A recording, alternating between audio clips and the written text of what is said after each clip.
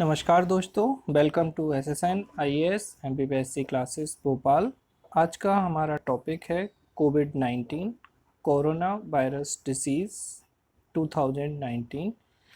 इस टॉपिक के अंतर्गत हम इम्पोर्टेंट क्वेश्चंस को देखेंगे और उनके डिटेल एक्सप्लेनेशन को। चलिए स्टार्ट करते हैं। The first case of novel corona virus was identified. Novel corona virus का पहला केस कहाँ पर आइडेंटिफाई किया गया था? तो सही आंसर है वुहान, हुबेई। तो वुहान शहर था और हुबेई प्रांत था। और कब किया गया था इसे? तो 31 दिसंबर 2019 को किया गया था। तो ये डेट आपको याद रखनी है, 31 दिसंबर 2019।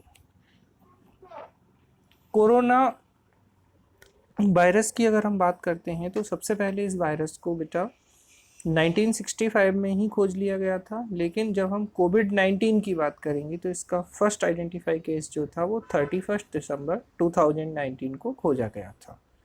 कोविड-19 का मीनिंग यहाँ पे आप समझ लीजिए।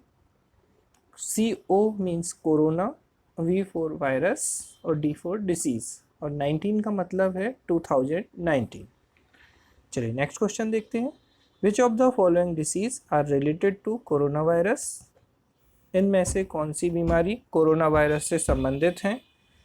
तो फर्स्ट है मर्स, दूसरी है सॉर्स, तीसरी है both A and B, and fourth is neither A nor B. तो सही आंसर है आपका बोथ ए एंड बी।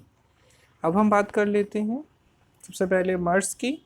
तो मर्स का बेटा फुल फॉर्म आपको याद रखना है। तो मर्स यानी कि middle east respiratory syndrome, middle east respiratory syndrome. Swords की बात करें तो सीवियर एक्यूट रेस्पिरेटरी सिंड्रोम। ये दोनों आपको अच्छे से याद रखने हैं, मर्स और swords. Next question, mild symptom of novel corona virus. तो इसके लिए मैं आपको एक और सजेशन देना चाहूँगा कि जो हमारा इससे पहले का वीडियो है जिसमें हमने कोरोना वायरस के बारे में, कोविड-19 के बारे में डिटेल में एक्सप्लेन किया है, तो उसको आप देख सकते हैं, जिससे आपको ये क्वेश्चन करना आसान होंगे।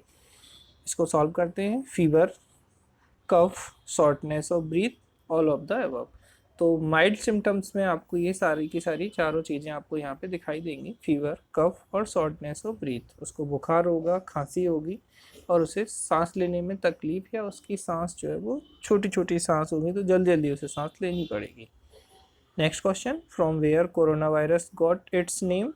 तो इसका नाम जो रखा गया बेटा due to their crown like projection. तो क्राउन लाइक जो प्रोजेक्शन है उसके कारण इसका नाम कोरोना पड़ा है। तो ये आपको अच्छे से याद रखना है। तो कोरोना नाम कैसे पड़ा?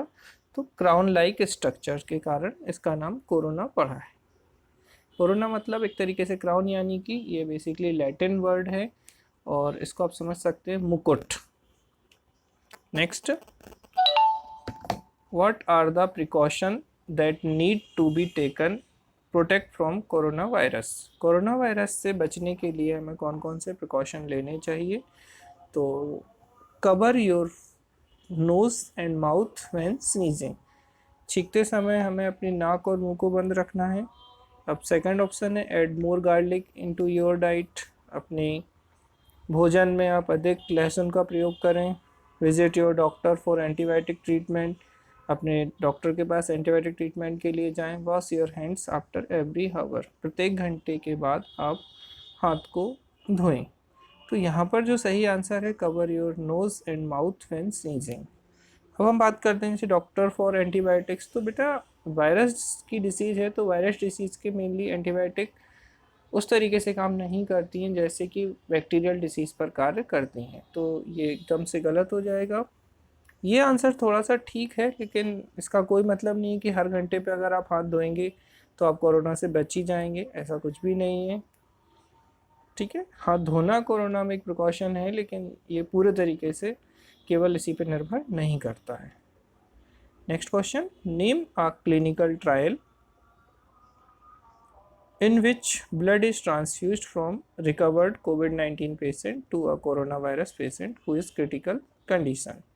एक क्रिटिकल कंडीशन में कोई पेशेंट है तो उसको ब्लड ट्रांसफ्यूज करने के लिए कौन सी मेथड का यूज़ किया जाता है? तो इसमें बेटा प्लाज्मा थेरेपी है, जिसके अंतर्गत एक ऐसा पेशेंट जो पहले कोरोना से संक्रमित रह चुका है, उससे अगर हम एंटीबॉडी लेते हैं और उसके प्लाज्मा को दूसरे पेशेंट में देते हैं तो इससे प्लाज्मा थेरेपी कहते हैं, इससे भी पेशेंट ठीक हुए हैं। Next, what is corona virus? It is a large family of virus. Second, it belongs to the family of nidovirus, both A and B. तो इसका आंसर सही जो है, ये वायरस की बड़ी फैमिली है और ये निडोवायरस परिवार से भी संबंधित है, तो आंसर होगा both A and B. Next, WHO on 11 February 2020 announced an official name for the disease that is causing the 2019 novel coronavirus outbreak, which is the new name of the disease. तो यहाँ पर जो नाम रखा गया था 2020 में 11 फरवरी को विश्व स्वास्थ्य संगठन ने इसका ऑफिशियल नाम नोवल कोरोना वायरस का क्या रखा है? तो ये नाम रखा है कोविड-19। तो ये आप अच्छे से याद रखिएगा, कोविड-19। मैंने अभी आपको इसका फुल फॉर्म बताया था। तो CO means corona, V virus, VI virus और D डिसीज, तो कोरोना वायरस डिसीज, और 19 मतलब 2019। Next, in which type of surface virus of covid disease stage for longer duration? किस सतह पर कोविड-19 वायरस ज़्यादा समय तक रह सकता है? तो सही आंसर है बेटा इसका मेटल, धातु की सतह पर, कॉटन, इक्वल बोथ सरफेस। तो कॉटन की तुलना में अगर हम देखते हैं तो धातु की या मेटल की सतह पर ये ज़्यादा लंबे समय तक रह सकता है। Next question, what is the child line helpline number? तो चाइल्ड लाइन हेल्पलाइन नंबर है बेटा 1098 है, ये आप अच्छे से याद रखिएगा, 1098 child line helpline number. Next, getting the pneumonia vaccine will protect you against the virus statement is. तो याद रखना है कि बेटा निमोनिया का जो वैक्सीन है वो इस वायरस से सुरक्षा प्रदान नहीं कर सकता, यानी कि ये स्टेटमेंट फॉल्स है, ये गलत स्टेटमेंट है। Toll free number of queries of कोविड-19 इज, कोविड-19 की क्वेरी के लिए टोल फ्री नंबर है, तो बेटा इसका सही आंसर है 1075। 1098 मैंने आपको बताया था चाइल्ड लाइन हेल्पलाइन है, 108 आप जानते ही हैं। तो इस तरीके से next question 13, fear of losing livelihood, not being able to work during isolation and being dismissed from work are। सही आंसर है stigma, answer B is correct answer, stigma. Next question, having a bath with hot water will kill the virus statement is. गर्म पानी से नहाने पर क्या यह virus मर जाता है? क्या होता है इस वायरस का? तो सही आंसर है इस वायरस का कुछ भी नहीं होता है, ये वायरस नहीं मरता है, यानी कि स्टेटमेंट फॉल्स है। Next, disease covid caused by the corona virus named. तो कोरोना वायरस बीमारी किसके कारण होती है? तो इसका सही आंसर है बेटा बी, सॉर्स, COV-2। तो SARS severe acute respiratory syndrome corona virus 2, याद रखिएगा COV-2 नहीं। आंसर में हो सकता है आपको कोरोना वायरस भी आ जाए, कोरोना वायरस डिसीज किसके कारण या कोविड-19 किसके कारण होती है, तो कोरोना वायरस। तो वास्तविक नाम इसका क्या रखा गया है? Swords COV-2। Next question, asymptomatic contact should be quarantined for ... days after the last exposure with the case। तो कोई भी असिम्प्टोमेटिक मतलब लक्षण विहीन व्यक्ति को कितने दिन के लिए लास्ट एक्सपोजर के बाद क्वारंटाइन किया जाता है, अलग रखा जाता है? तो बेटा 10 डेज, 14 डेज, 21 डेज, 25 डेज। तो राइट आंसर इज 14 डेज। किसी भी व्यक्ति को क्वारंटाइन करने के लिए 14 दिन के लिए रखा जाता है। Next, primary sign and symptoms of कोविड-19 इंक्लूड्स। प्राथमिक लक्षणों में देखते हैं हम तो फीवर यानी बुखार, डिफ़िकल्टी इन ब्रीदिंग, सांस लेने में तकलीफ, cough, and D is all of above. तो यहाँ पर प्राइमरी साइन एंड सिम्टम्स के अंतर्गत बुखार, सांस लेने में तकलीफ और कफ, ये सभी रहेंगे। तो answer is all of above. First case of covid in India was found. तो भारत में पहला केस तो मैंने बताया था, चाइना का जो पहला केस था वो 31 दिसंबर 2019 का माना गया है, जबकि इंडिया की हम बात करते हैं तो ये 30 जनवरी 2020 को पहला केस देखा गया था। Next, who is nodal officer for containment zone. Containment zone का या कंटेनमेंट क्षेत्र का नोडल अधिकारी कौन होता है? तो इंस्टीट्यूशन हेड नहीं, डिस्ट्रिक्ट सर्विलेंस ऑफिसर नहीं, या डिस्ट्रिक्ट ऑफिस ऑफिसर नहीं, district collector is the right answer. तो इसका सर्विलेंस हेड कौन होता है बेटा? तो यहाँ पर आपको ये याद रखना है कि नोडल ऑफिसर के रूप में डिस्ट्रिक्ट कलेक्टर होता है। इलेक्शन के लिए भी अगर नोडल ऑफिसर की आप बात करेंगे डिस्ट्रिक्ट के, तो डिस्ट्रिक्ट कलेक्टर होगा। Recommended duration for home quarantine, घर में क्वारंटाइन करने के लिए कितने दिन की रिकमेंडेशन की गई है? तो इसको भी बेटा 14 डेज की ही रिकमेंडेशन की गई है। तो सही आंसर है 14 दिन। Next, distance should be maintain during community surveillance. सामुदायिक सर्विलेंस या निगरानी के लिए कितने मीटर की दूरी मेंटेन करनी होती है? तो सही आंसर है बेटा 1 मीटर। तो 1 मीटर की दूरी, जो लोग भी सर्विलेंस कर रहे हैं वो 1 मीटर की न्यूनतम दूरी बना के रखते हैं। Next question, which material come under high touch points. High touch points के अंतर्गत कौन कौन से मटेरियल्स आते हैं? तो doorbells, door knobs, support rails and all. तो राइट आंसर इज ऑल। ये सभी जैसे ही हम अंदर आते हैं, घुसते हैं, बाहर जाते हैं, तो ये सारी चीज़ें एक दूसरे से टच होती हैं, तो ये हाई टच पॉइंट के अंतर्गत आती हैं। Next, hand shaking with the patient of कोविड-19 is a type of high risk contact, low risk contact.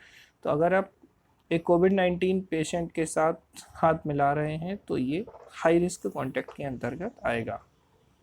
Next, a person with acute respiratory illness and having been in contact with a confirmed COVID-19 case in the last 14 days prior to onset of symptoms called।